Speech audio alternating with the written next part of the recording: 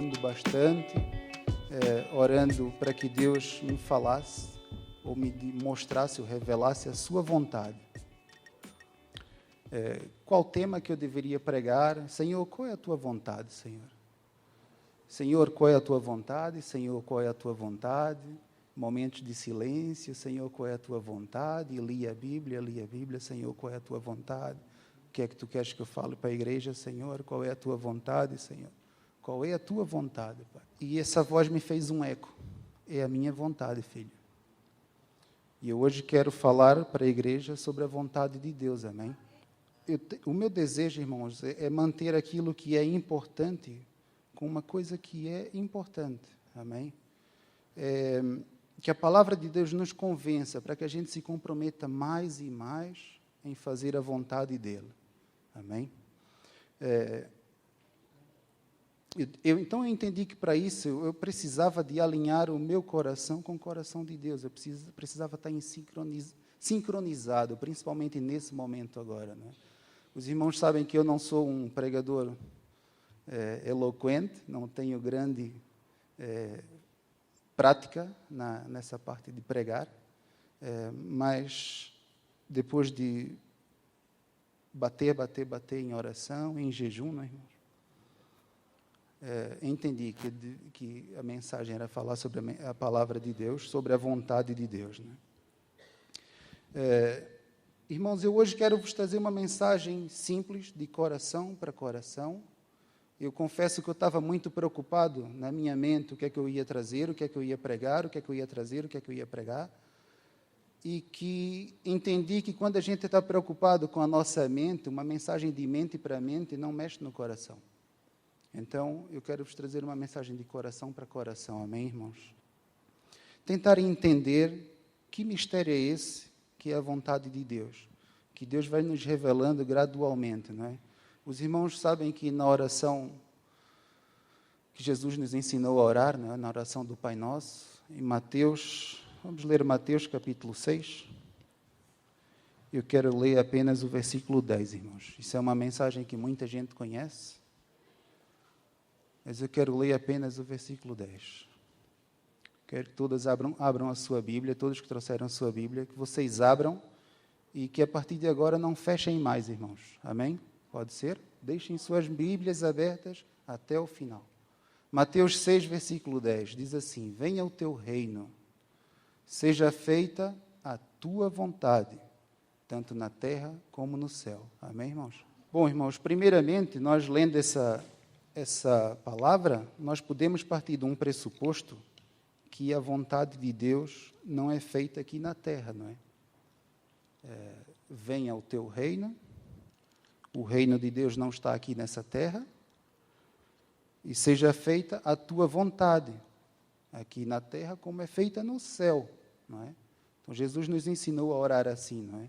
Então, nós podemos partir desse pressuposto que a vontade de Deus não é feita aqui na terra. A vontade de Deus não prevalece aqui sobre nós, não é? E é verdade, irmão, porque sempre que nós não fazemos a vontade de Deus, nós pecamos. Não é verdade? Você nunca vai pecar fazendo a vontade de Deus.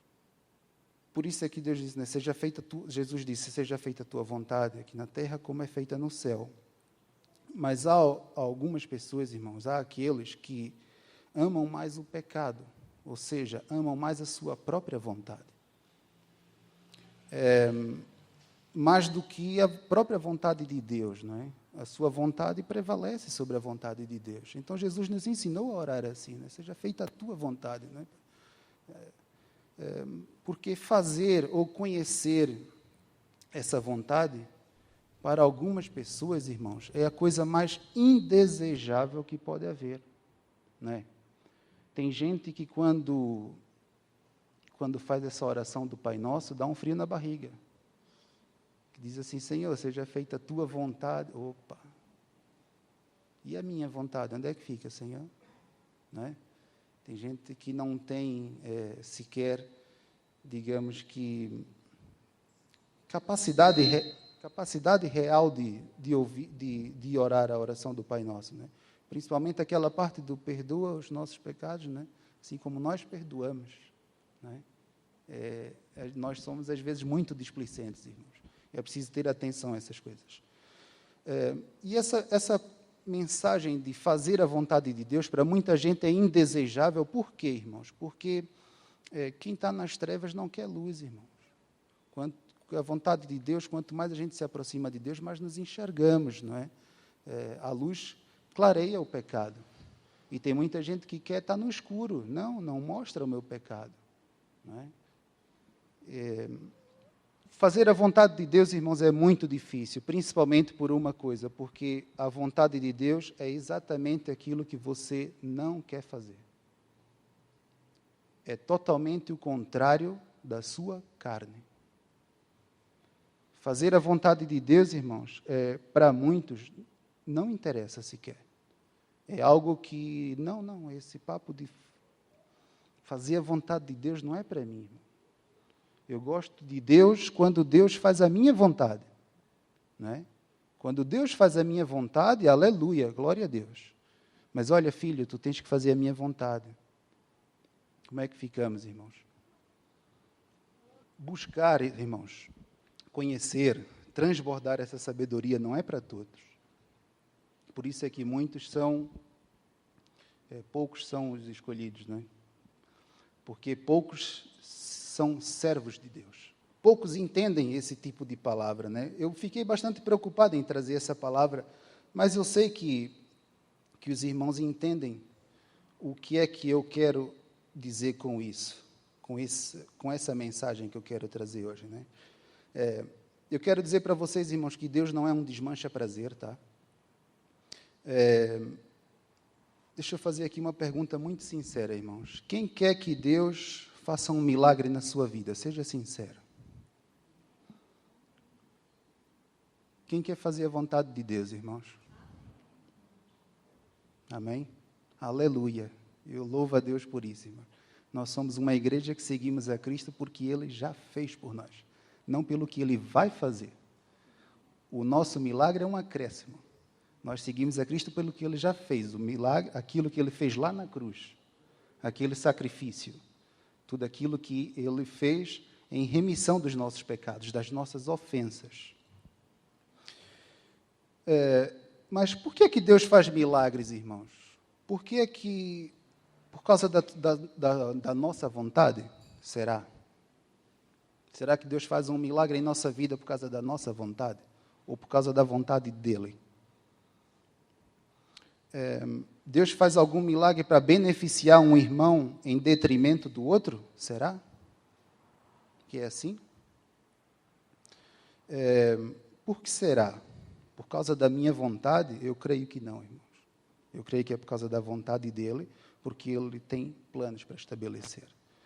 Eu entendo que na Bíblia todos os milagres que Jesus fez não foi a favor de ninguém, nem a detrimento de ninguém.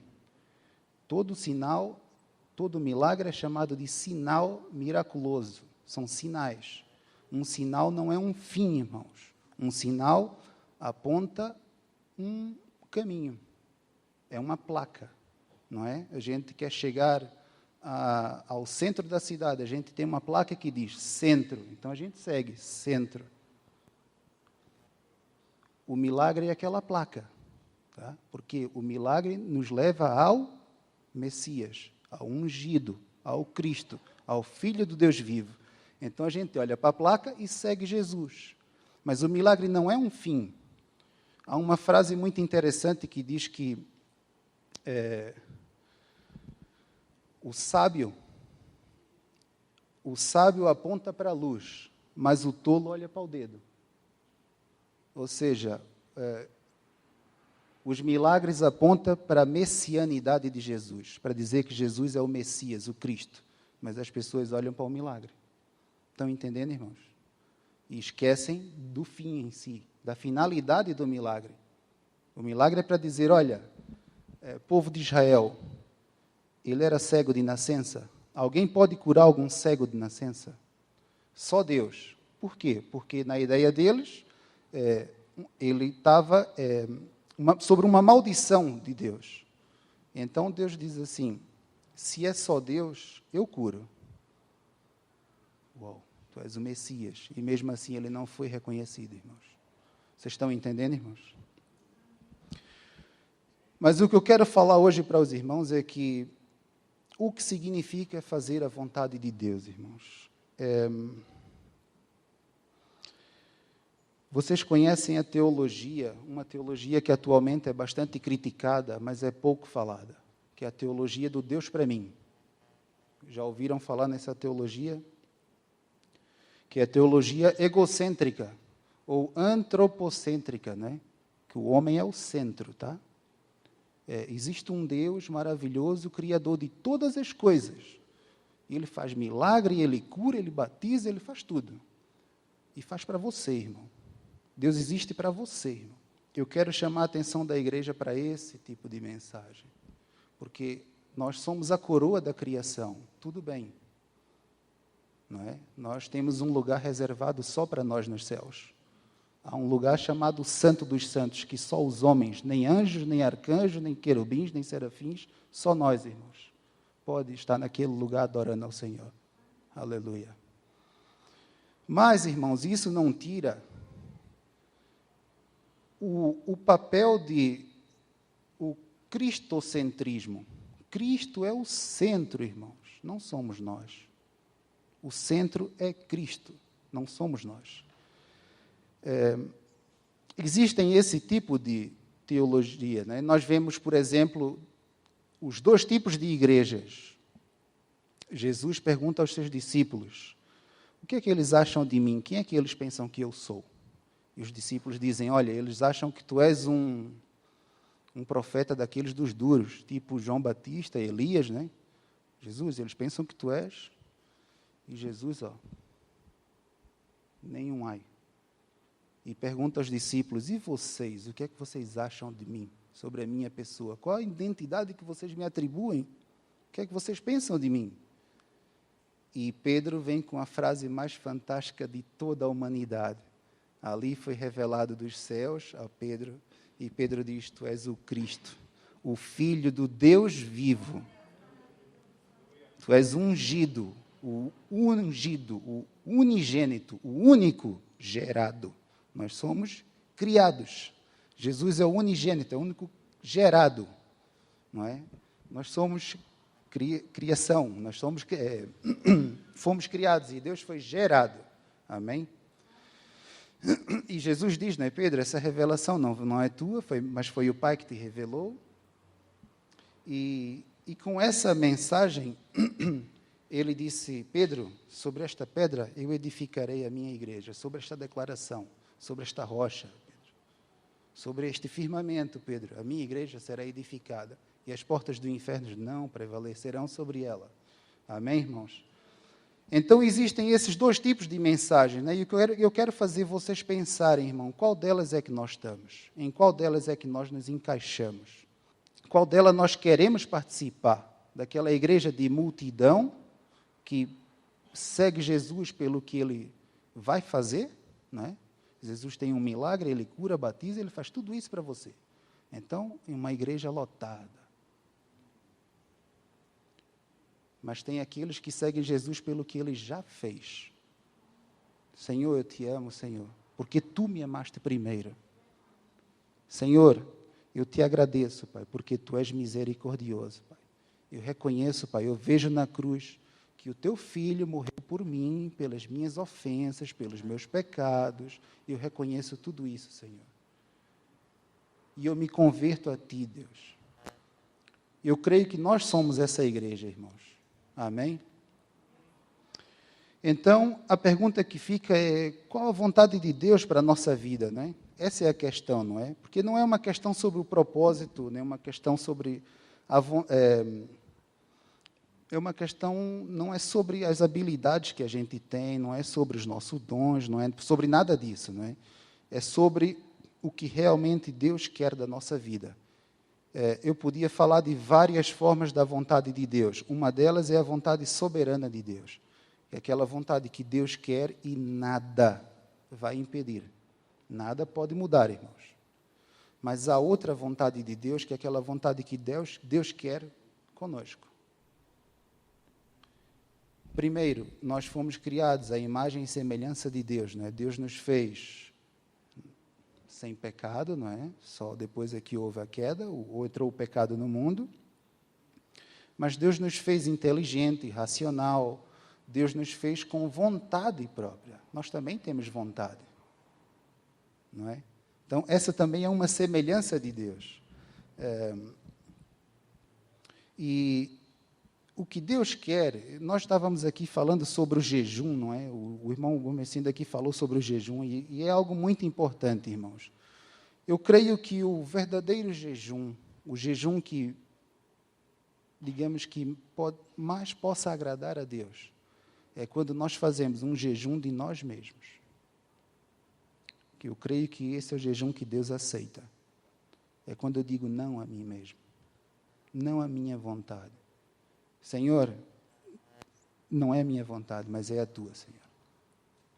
Enfim, mas eu quero falar sobre o que realmente Deus quer para a sua vida e para a minha vida, amém? Porque todos os nossos relacionamentos, irmãos, todas as nossas direções, todas as nossas escolhas dependem disso. Depende da gente saber e estar no centro da vontade de Deus, não é? Eu queria convidar os irmãos para lerem comigo Colossenses, capítulo 1, o versículo 19 ao 14. O apóstolo Paulo escreveu essa carta à igreja dos Colossos, né, dos Colossenses. No capítulo 1, ele faz uma oração à igreja. Ele faz uma oração aos crentes de Colossos, né? E Paulo diz, né, por esta razão. Paulo tem uma forma muito única de falar, né? Quando Paulo diz por essa razão, ele está se referindo a algo que ele já falou, né? Que ele está falando do versículo 4 e 5, salvo erro, é o 5 e o 6. Aí ele chega aqui no 9 e diz, por essa razão, nós também, desde o dia em que ouvimos, não cessamos de orar por vós e de pedir que sejais cheios do conhecimento da sua vontade, irmãos. Olha a oração de Paulo, irmãos. Paulo ora para que a igreja de Colossos seja cheia do conhecimento da vontade de Deus e de toda a sabedoria, irmãos, e da inteligência e de inteligência espiritual. E aqui está o motivo. Para quê? Para que possais andar dignamente diante do Senhor, agradando-lhe em tudo. Porque nós estamos no centro da vontade de Deus, então nós estamos lhe agradando em tudo, não é? Agradando em tudo, frutificando em toda a boa obra e crescendo no conhecimento de Deus. Corroborados em toda a fortaleza, segundo a força da sua glória, em toda a paciência e longanimidade com gozo, dando graças ao Pai que nos fez idôneos, irmãos, para participar da herança dos santos na luz, o qual nos tirou da potestade das trevas e nos transportou para o reino do Filho do seu amor, em quem temos a redenção pelo seu sangue, a saber, a remissão dos pecados. Vejam bem o coração desse homem, irmãos. A oração dele para os Colossos. Isso é imitar a Cristo, irmãos. Isso é imitar a Cristo. Ele estava preso e não pediu por ele. Ele não pediu pelas suas necessidades, pelas suas aflições. O apóstolo Paulo, nessa teologia de méritos e deméritos, ou da prosperidade, talvez seria um coitado. Mas, enfim, você está entendendo o que é imitar a Cristo, irmãos? É fazer a vontade de Deus. Isso é essencial em nossas vidas, amém? É você para Deus. E quando você busca primeiro o reino de Deus, todo o resto vos serão acrescentado. Amém? Vejam Davi, irmãos, um homem sábio, um coração segundo o coração de Deus, né? No Salmo 143, eu vou pedir ao Felipe para pôr aqui no 143, 10. Ele faz um apelo, irmãos. Ele diz assim: ensina-me ensina-me, Senhor, a fazer a tua vontade, pois és o meu Deus, Pai. Guia-me o teu bom espírito por terra plana. Davi disse, Senhor, por favor, mostra-me a tua vontade. Divulga, Senhor, manifesta a tua vontade, para que eu possa fazer essa tua vontade. Davi não queria saber apenas por saber. Não, eu sei a vontade de Deus. Não, Davi queria saber para fazer. Porque esse é o intuito, esse é o que importa. É saber e fazer. Porque eu posso ter conhecimento e ser um tolo. Não é? Ou posso ter conhecimento e ser um sábio, que é pôr o meu conhecimento em prática. Mas se eu tenho conhecimento e não ponho em prática, eu sou um tolo. A Bíblia diz que eu sou um tolo. Se eu ponho em prática o que eu escuto e eu aprendo, sim, sou um bem-aventurado. Que não me assento na roda dos escarnecedores, medito na palavra de dia e de noite. Assim diz a palavra de Deus, amém? Podemos entender, irmãos, que Davi sabia a vontade de Deus, mas ele pede que Deus o capacite para fazer, porque não é fácil, irmãos, não é? É totalmente o contrário da nossa vontade. É totalmente contrário daquilo que a gente deseja na carne, digamos assim, não é? E que eu creio que quando nós temos esse desejo sincero de pedir ao Senhor, Senhor, ajuda-me a fazer a tua vontade, nós acendemos a chama do Espírito Santo em nós. E o Espírito Santo, digamos que vem correndo, assim, à pressa para te ajudar, para te dar força.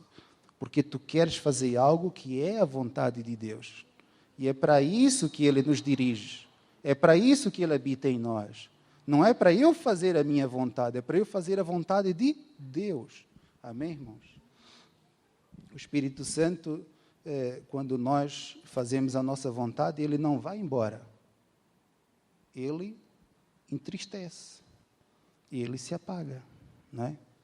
Fica triste, vai se apagando. Por quê? Porque eu digo sim a mim mesmo e não ao Espírito. Não é? Então o Espírito Santo vai se entristecendo. E a única maneira de acender essa chama do Espírito Santo em nós é fazendo a vontade de Deus. É dizendo não a mim mesmo. Eu digo não à carne, eu digo não à obra da carne. E digo sim ao fruto do Espírito. Amém? Aleluia, Jesus. Os irmãos lembram da agonia de Cristo lá no jardim do Getsemane, né? Jesus, em uma oração agonizante, estava ali, então, perante o julgamento divino, não é? Jesus estava prestes a receber a ira de Deus. Ele sabia disso, irmãos. E sem culpa nenhuma, irmãos. Estava prestes a receber aquela ira, aquele castigo que era para mim e para você. Ia ser descarregado nele, ele como um cordeiro imaculado, sem culpa, irmãos. Não disse um ai. O que ele disse foi, Pai, se tu quiseres, Pai, afasta esse cálice de mim. Mas, contudo, Senhor, não seja feita a minha vontade. A carne é fraca, né? Não seja, Pai, a minha vontade, seja a tua, Senhor. Se nós olharmos bem para Jesus, irmãos, o ministério de Jesus aqui, o ministério terreno, foi fazer a vontade de Deus. Alguém pode perguntar, não é? Jesus morreu porque o seu pai mandou, não é? E Jesus podia responder, Filipe, pode pôr aí, por favor, João 10, o capítulo 17 e o 18, para a gente ler, por favor? João, capítulo 10, o 17 e o 18. E Jesus responde assim, ó, por isso o Pai me ama, porque eu dou a minha vida para poder tornar a tomá-la. Ninguém me tira de mim, mas eu de mim mesmo a dou. Tenho poder para a dar e tenho poder para tornar a tomá-la. Mas este mandamento eu recebi do meu Pai. E ele obedece. Simplesmente obedece. E é o que todos nós devemos dizer, irmãos. Então, Jesus, no seu ministério terreno, teve dedicado em fazer a vontade do Pai exclusivamente. Assim devemos ser nós, irmãos. Olhar para a vontade do Pai, fazer a vontade do Pai exclusivamente, irmãos. Se há alguém que nós devemos imitar, é imitar a Cristo. Se há algum padrão de humanidade que serve para nós olharmos, para nós nos espelharmos e seguirmos esse padrão, é o de Cristo, irmãos. É o de Jesus, o Nazareno. Amém? Vamos ler João capítulo 4, o versículo 34. Diz assim, olha, Jesus disse-lhes, a minha comida é fazer a vontade daquele que me enviou e realizar a sua obra. Vocês estão entendendo, irmãos? Ele repetiu isso em cada um dos capítulos. No capítulo 5, ele vai dizer que eu não posso de mim mesmo fazer, no capítulo 5, versículo 30. Capítulo 5, 30. Ele vai dizer, eu não posso de mim mesmo fazer coisa alguma, como ouço, assim julgo, e o meu juízo é justo, porque não busco a minha vontade, mas a vontade do Pai que me enviou. Irmãos, nós sabemos que tudo que na Bíblia é repetido assim 3 vezes, né, é algo muito importante. E Jesus vai no capítulo 6 de João diz outra vez, capítulo 6, versículo 38. E Jesus vem com esta mensagem que diz assim, porque eu, palavras de Jesus, desci do céu, não para fazer a minha vontade. Amém, irmãos? Mas a vontade daquele que me enviou. Irmãos, isso dá para entender agora o que é negar a mim mesmo, irmãos? Dá para entender agora o que é negar a minha própria vontade, irmãos? Eu sei que não é fácil, irmãos, mas a Bíblia nos ensina isso. Negar a mim mesmo, por quê? Porque primeiramente eu me converti de mim a Deus, eu me converti do caminho das trevas para a luz, eu me converti do caminho do pecado para o caminho da santidade, da separação do pecado, não é? A conversão é uma mudança de direção de 180 graus, não é? Nosso caminho era esse, antes de conhecer Cristo. Mas Cristo nos tocou e nós agora seguimos em direção à vida eterna. Isso é converter, irmãos. É converter de um lado para o outro. Eu converto-me da minha vontade para a vontade de Deus, porque Ele é o meu Senhor. Ele é soberano sobre mim. Eu não posso chamar Deus de Senhor se eu não faço a vontade dEle, irmãos. Vocês entendem isso, queridos? Vamos, Mateus 7. Há uma maneira muito eficaz de reconhecer e entender isso que eu estou falando. No capítulo 7 de Mateus, no finalzinho do Sermão do Monte, Jesus vai dizer, né, falando, alertando sobre os falsos profetas, vai dizer, pelos seus frutos, portanto, pelos seus frutos os conhecereis, não é? Por que pelos frutos, irmãos? Vocês já pensaram nisso? Por que pelos frutos? Vamos continuar lendo? Pode pôr o 21, por favor. Frisem bem, irmãos, se vocês tiverem algum marcador, marquem na Bíblia de vocês a palavra diz e a palavra faz. Vamos ver a diferença de dizer e fazer, tá? Nem todo o que me diz, tá? Senhor, Senhor, Senhor. Nem todo o que me diz, Senhor, Senhor, entrará no reino dos céus, mas aquele que faz a vontade do meu Pai, que está nos céus. Então, há uma grande diferença em dizer e fazer, porque eu posso dizer, Senhor, Senhor, não é? Mas Ele não é de fato o meu Senhor, porque eu não faço a vontade dEle. Vamos continuar? Por favor, o versículo 22. O versículo 22. Diz assim, muitos me dirão naquele dia, Senhor, Senhor, nós não profetizamos em Teu nome? E em teu nome não expulsamos os demônios? Vejam bem, irmãos, e em Teu nome não fizemos muitas maravilhas? Vejam bem a resposta de Jesus. E então lhes direi abertamente, para que todos entendam: apartai-vos de mim, vós que praticais a iniquidade. Aqui é uma grande diferença, irmãos. Aqueles que dizem e aqueles que fazem a vontade de Deus.